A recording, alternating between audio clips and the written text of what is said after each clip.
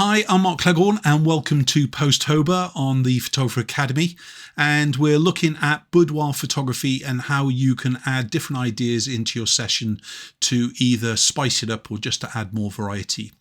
So every day on the Academy, we're adding one new image in for you, and you can check up here on our YouTube channel to kind of see the same content, but obviously our members get it ahead of time.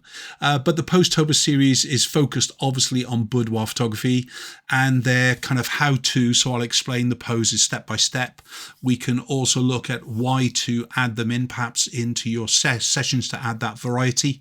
But I'm sure that during the 31 ideas that we're giving you during the course of the month, you're going to be able to take it away, whether it's classic, creative, different moods and styles, different body shapes. You'll be able to actually add in the different kind of styles, as I said.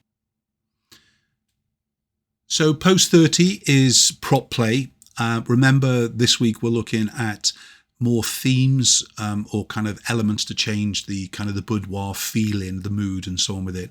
So prop play is really great fun. I've got a couple of masks that I use on subjects as well. That's kind of a bit of fun. That kind of brings in that little bit of 50 Shades element again. But in the same way, things like props can really add as well as distract to your imagery, seeing the kind of the text here, using a prop like a book, wine glass, mask or flowers to add in interest or a narrative to the pose.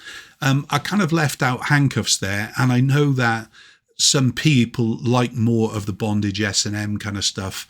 I'm a fan, but not a fan in the same kind of breath.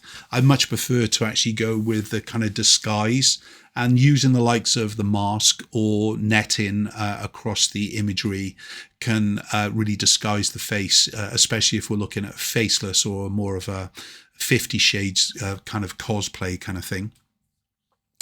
As far as using a kind of a glass in the hand, then we've got to fill it with liquid and using flowers. Well, what are we going to be doing with the flowers? Are they kind of shooting through? Are they on the body? Are we using them as a part of the image, like we're kind of looking at the bathtub or the American Beauty kind of style of image? But whatever we use, it should add interest or help the narrative of the photograph. Let's not forget that. So as far as the masks are concerned, I would definitely invest into a variety of them and get the client to actually choose which one that they like the best. What I don't want to do is kind of tell a client to use something, because by doing that, there's a good opportunity for them to say no in the viewing room, where they actually get to kind of make the decision on which images they're going to buy. And so by giving a client choice, which do you prefer, this, or this, yeah? And they can make their own decision, and then we can start to bring that in. I would try and kind of bring the tone of the image in a similar way. So if I'm introducing, let's say, a black mask as the client's chosen it, then I want to really use that with black lingerie or dark lingerie in a darker set and everything else with it. The image that we're seeing here, for instance, is just shot with natural light, kind of pushing the kind of the fake bag near the window.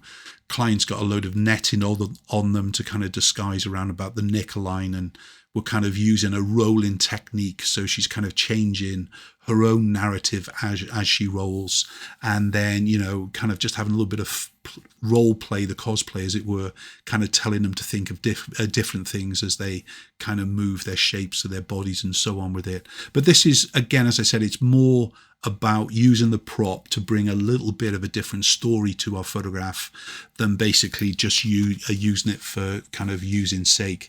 If you're kind of going down the likes of the handcuff route, I know that some of the photographers that I've trained kind of end up using the likes of whips or boots or kind of things that kind of they're bringing more into the S&M level.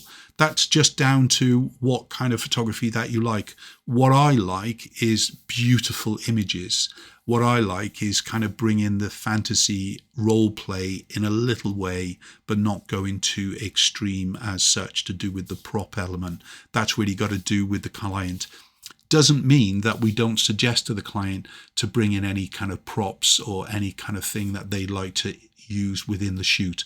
because honestly, what some clients have brought in shocks me, and I've been doing this for a very long time. But the whole point is making sure that we're shooting what they want, as long as it still fits under the umbrella of what I'm willing to shoot.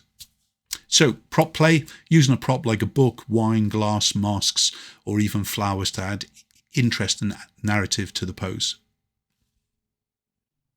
If you'd like to see some more content on the Photographer Academy, simply go over to thephotographeracademy.com, and if it's boudoir photography you're interested in, just scroll onto portrait, then kind of scroll down to boudoir, click onto that, and you'll see a whole host of different kind of topics for you to actually click onto, and any of the orange banners then takes you to the pages where you can actually follow that through to see more of our content.